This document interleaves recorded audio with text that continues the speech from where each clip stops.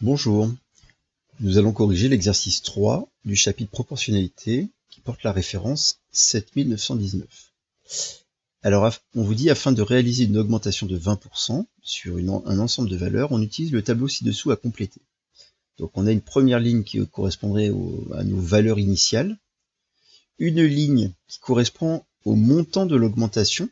Donc ici, il y a une petite flèche avec marqué 20%, ça veut dire qu'on va calculer 20% de chacune de ces valeurs, correspondrait à la montant de l'augmentation, et une valeur finale qui correspond donc à la valeur initiale plus le montant de l'augmentation. Et donc il y a une petite flèche pour dire que ça indique que la valeur initiale a été augmentée de 20%.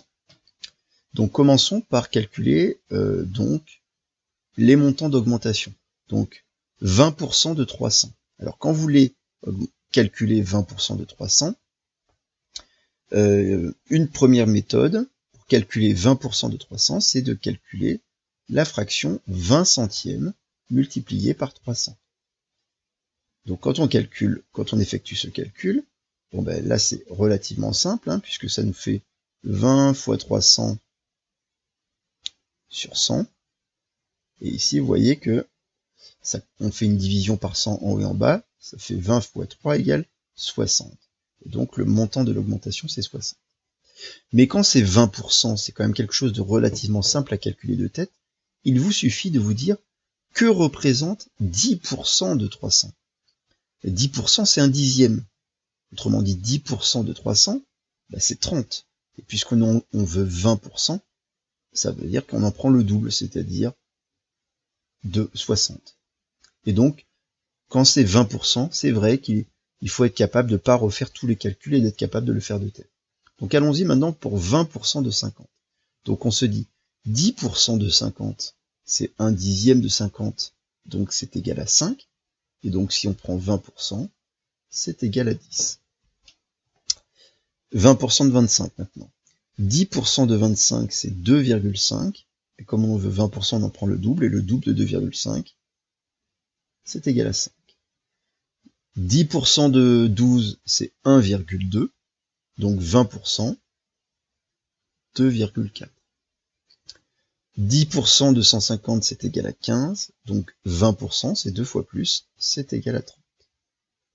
Voilà les montants des augmentations. Maintenant, puisque l'on veut, comment on calcule la valeur finale, on a dit qu'il suffit d'additionner la valeur initiale plus le montant d'augmentation. Donc 300 plus 60, 360, 50 plus 10, 60, 25 plus 5, 30, 12 plus 2,4, 14,4, 150 plus 30, 180. Voilà. On nous dit à question D de justifier que les lignes valeur initiale et valeur finale représentent une situation de proportionnalité dont on précisera le coefficient de proportionnalité. Alors, pour savoir si on a bien entre la première ligne et la dernière ligne un tableau de proportionnalité, une situation de proportionnalité, il suffit de voir si, quand on fait le quotient de la valeur finale sur la valeur initiale, on tombe toujours sur la même constante, la même valeur. Ce sera le fameux coefficient de proportionnalité. Réfléchissons, je réexplique. Si c'est un tableau de proportionnalité, s'il y a une proportionnalité entre la valeur finale et la valeur initiale, c'est que on est bien d'accord qu'il y a un coefficient de proportionnalité. Autrement dit, on passe de 300 à 360 en multipliant par un nombre. Appelons-le t. Ce nombre-là, ça voudrait dire que 300 multiplié par t est égal à 360, que 50 multiplié par t est égal à 60. Mais finalement, ce coefficient, t, regardez, si je divise par 300 chaque membre de mon égalité, il va me rester t égale 360 sur 300. Mais ça, si j'avais pris 50 et 60, on aurait trouvé t égale 60 sur 50. Encore une fois, c'est si t existe, autrement dit, si on a un coefficient de proportionnalité, et donc une situation de proportionnalité. Donc, qu'est-ce qu'il va falloir faire? Il va falloir calculer tous ces quotients et vérifier si ça nous donne bien le même nombre. Et dans ce cas-là, ça prouvera qu'il y a proportionnalité. Donc, calculons donc 360 sur 300.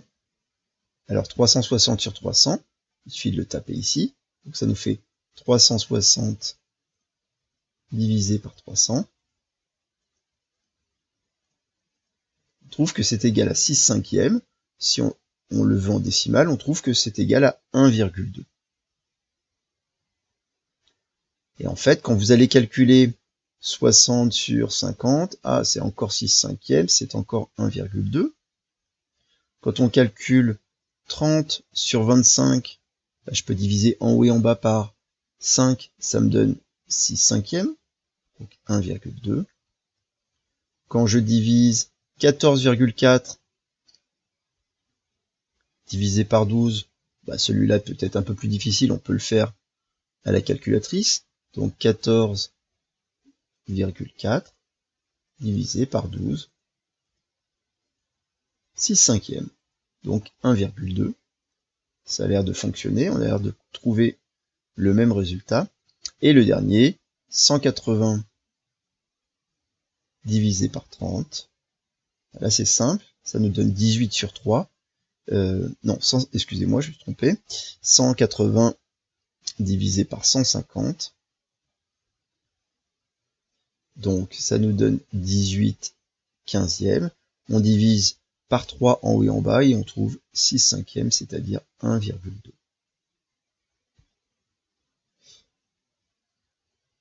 Moins 1,2 ici c'était transformé en 1,5, je le corrige. Voilà, donc finalement, tous mes quotients sont tous égaux à 1,2. Cela prouve que les deux lignes induisent une situation de proportionnalité, représentent une situation de proportionnalité. Donc, on peut dire que la valeur initiale et la valeur finale sont proportionnelles. La valeur initiale et la valeur finale, qui a subi donc une augmentation de la valeur initiale de 20%, sont proportionnelles.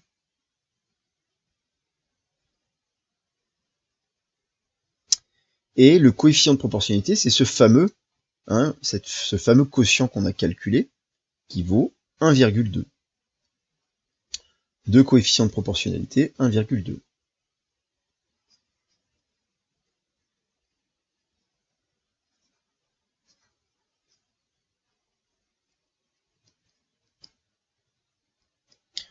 Donc on retient que si on augmente une valeur de 20%, on obtient une valeur finale qui sera proportionnelle, qui aura été multipliée par 1,2.